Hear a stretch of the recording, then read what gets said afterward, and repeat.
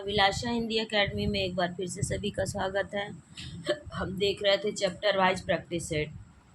इसमें हम हिंदी साहित्य का इतिहास, आदिकाल, भक्तिकाल, रीतिकाल और आधुनिक काल देख चुके हैं। हिंदी गद्य की विविध विधाओं में हम निबंध विधा, नाटक विधा, एकांकी देख चुके हैं। अभी कहानी विधा चल रही। कहानी विधा पर भी ये मेरी तीसरी क्लास है। तो चलिए बिना देर किए शुरू करते हैं। ये कहानी विधा का पहला प्रश्न है इस क्लास का। पर इसे शुरू करने से पहले आप सभी से रिक्वेस्ट है, यदि पहली बार चैनल पर आया है या अभी तक चैनल को सब्सक्राइब नहीं किया तो जरूर सब्सक्राइब कर लें।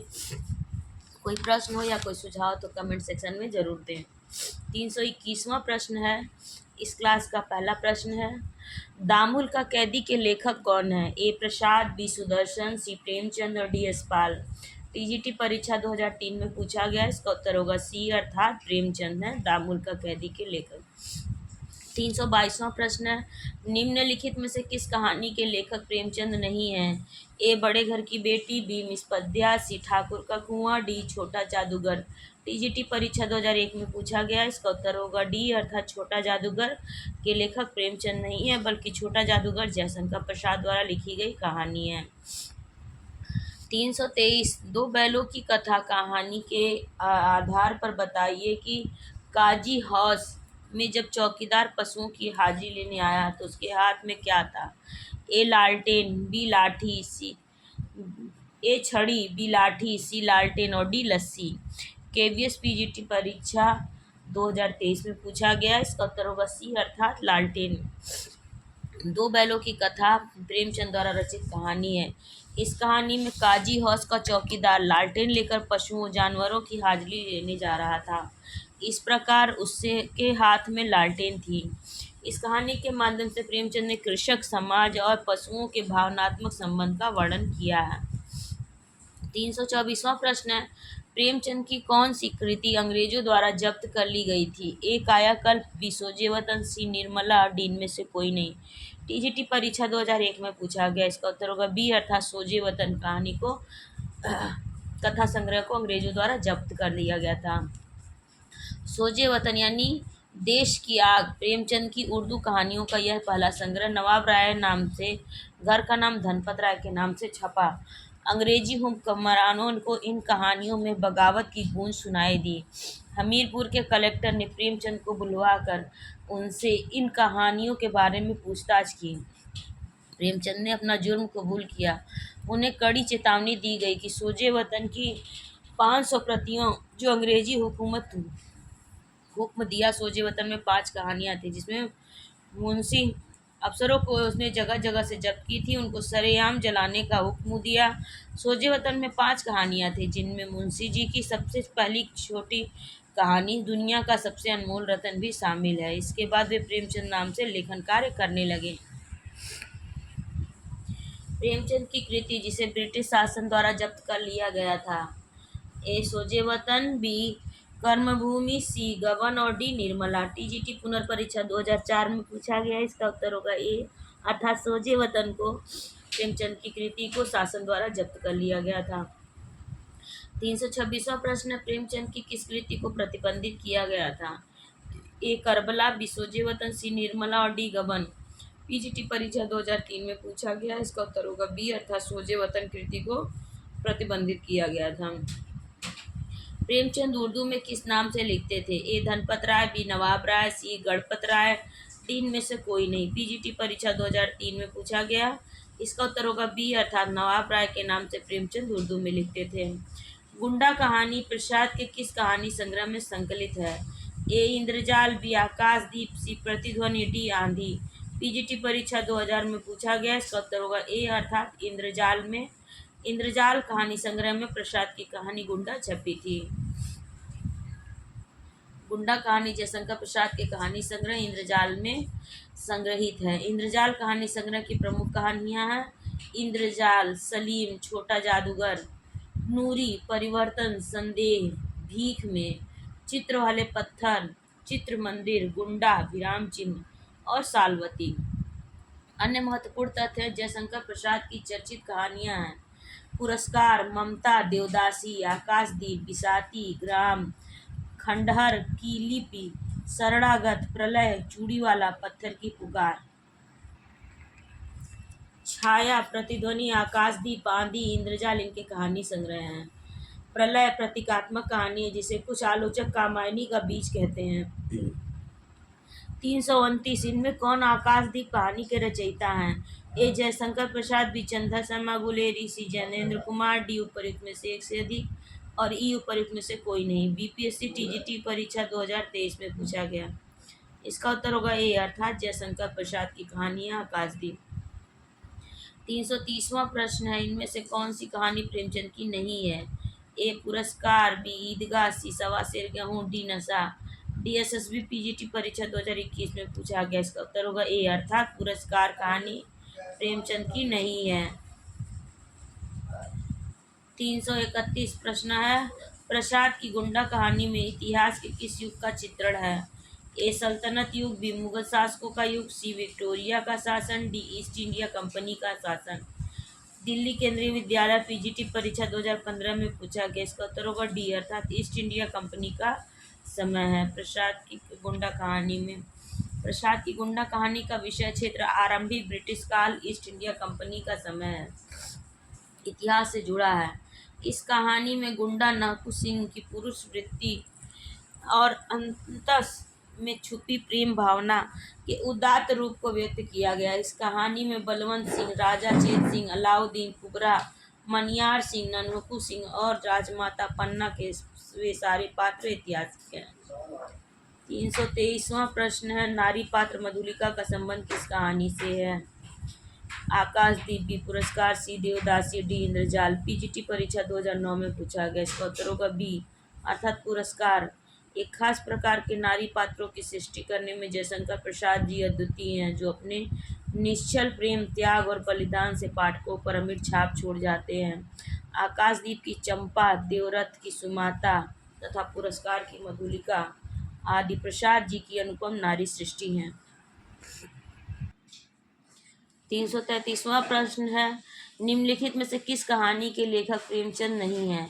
ए होली का उपहार, बी मुक्ति मार्ग, सी बड़े घर की बेटी और डी देवदासी। उत्तर प्रदेश 46वें असिस्टेंट प्रोफेसर परीक्षा 2014 में पूछा गया। इसका उत्तर होगा डी अर्थात देवदासी। होली का उपहार, मुक्ति मार्ग तथा बड़े घर की बेटी प्रेमचंद द्वारा रचित कहानियां, जबकि देवदासी जयशंकर प्रसाद द्वारा रचित कहानी है। 334वां प्रश्न, अंधेर है दस्यु फिर भी मैं तुमसे प्रेम करती हूँ। यह पंक्ति प्रसाद की किस कहानी से है? ए आकाशदीप, बी पुरस्कार, सी गुंडा और डी सालवती। केवीएस प्रवक्ता परीक्षा 2018 में पूछा गया। इसका उत्तर होगा ए अर्थात आकाशदीप। अंधेर है दस्यु फिर भी मैं तुमसे प्रेम करती हूँ, यह पंक्ति प्रसाद की आकाशदीप कहानी से है। इस कहानी में बड़ी सजगता के साथ इतिहास और कल्पना का सुंदर सामंजस्य बैठाया गया है। बुद्धगुप्त जो जलदस्यु, मणिभद्र, चंपा आदि इस कहानी के पात्र हैं। बुद्धगुप्त चंपा के पिता का हत्यारा था। घृणा के साथ साथ चंपा बुद्धगुप्त से प्रेम भी करने लगती है और प्रश्नोक्त कथन भी ये संकेत कर रहा है। 335वां प्रश्न है, आकाशदीप के मुख्य पात्र हैं। ए चंपा और बुद्धगुप्त, बी चंद्रगुप्त और अलका, सी अशोक और चारुमित्र, डी होरी और बुधिया। पीजीटी परीक्षा 2016 में पूछा गया। इसका उत्तर होगा ए अर्थात चंपा और बुद्धगुप्त आकाशदीप कहानी के मुख्य पात्र हैं। 336वां प्रश्न, निम्नलिखित में से कौन सी कहानी प्रसाद द्वारा रचित नहीं है? ए ममता, बी सुजान भगत, सी सालवती, डी छाया। उत्तर प्रदेश 47वें असिस्टेंट प्रोफेसर परीक्षा 2019 में पूछा गया। इसका उत्तर होगा बी अर्थात सुजान भगत। उपर्युक्त में से सुजान भगत जयशंकर प्रसाद द्वारा रचित कहानी नहीं है। वस्तुतः इस कहानी के लेखक प्रेमचंद है। इस कहानी का परिवेश ग्राम्य जीवन पर आधारित है। शेष कहानियां जयशंकर प्रसाद द्वारा रचित हैं। जयशंकर प्रसाद की चर्चित कहानियां हैं ममता, सालवती, छाया, इस नाम से कहानी संग्रह भी है, और आकाशदीप और बिसाती। कहानी संग्रह दूसरा ताजमहल की लेखिका है।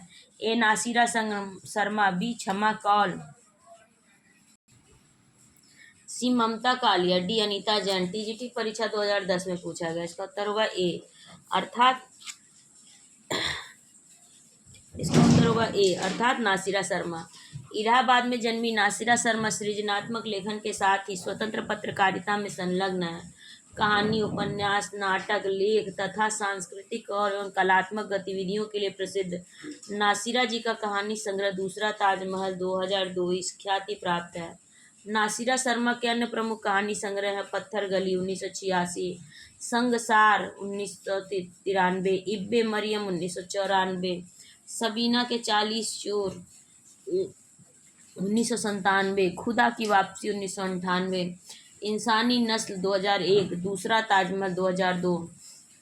अन्य महत्वपूर्ण तथ्य क्षमा कौल द्वारा रचित उपन्यास दर्दपुर है, ममता कालिया द्वारा लिखित कहानी संग्रह छुटकारा, उसका यौवन, जांच अभी जारी है, प्रतिदिन और चर्चित कहानियाँ।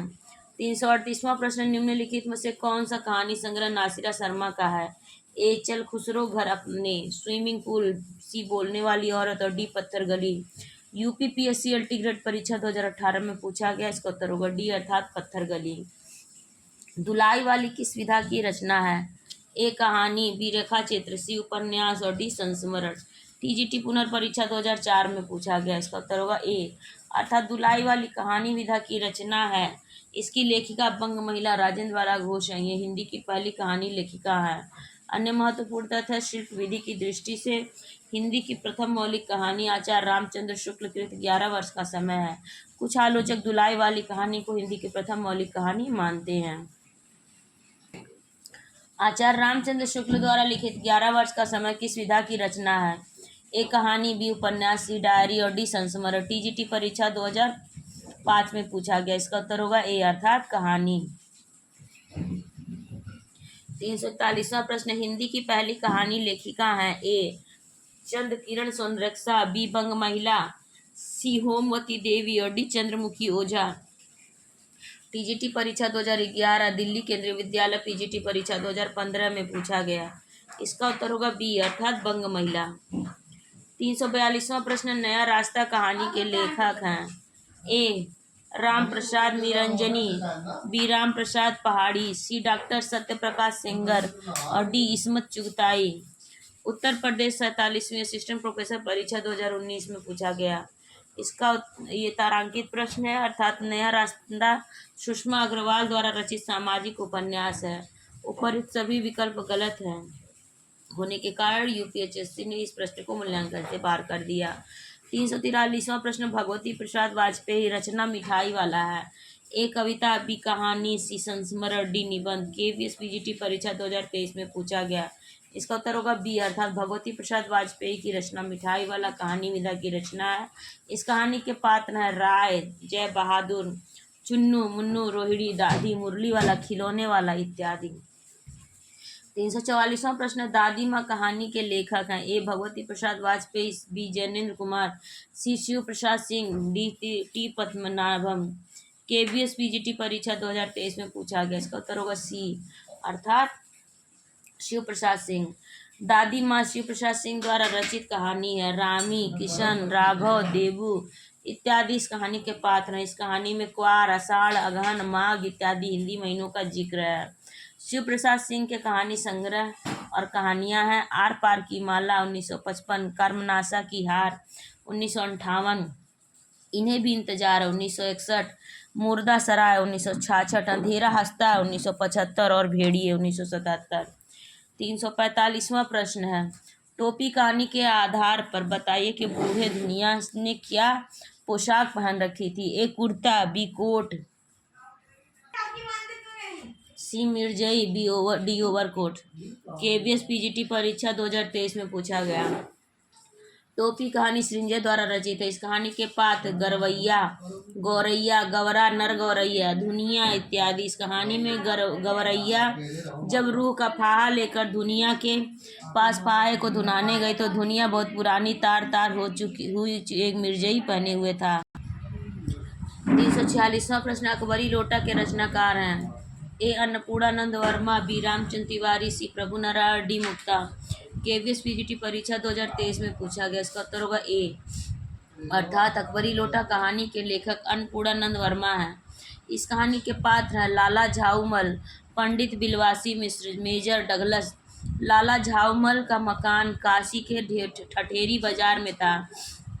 मन मयूर, मेरी हजामत, मंगल मोद, गगन मगन, राहु चोला, महाकवि, चच्चा, पंडित, विलासी मिश्र इत्यादि इनकी प्रमुख रचनाएं हैं।